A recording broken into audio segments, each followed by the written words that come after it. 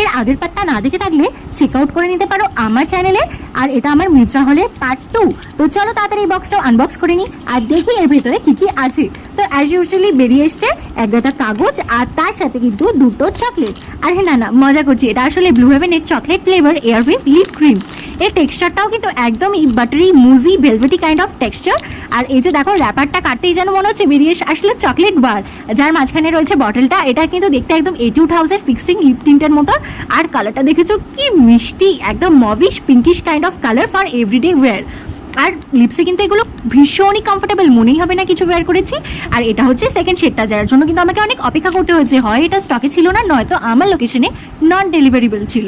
আর এই যে এইটার শেডটা, ও মাই গড এত গর্জিয়াস, প্রত্যেকটা কমপ্লেক্সনকে কমপ্লিমেন্ট করবে, একদম mauvish brownish with pink undertone. আর এর প্রাইসটা ছিল 499, আমি পেয়ে গেছিলাম 199-এ। ডিটেলস রিভিউর জন্য চোখ রাখতে হবে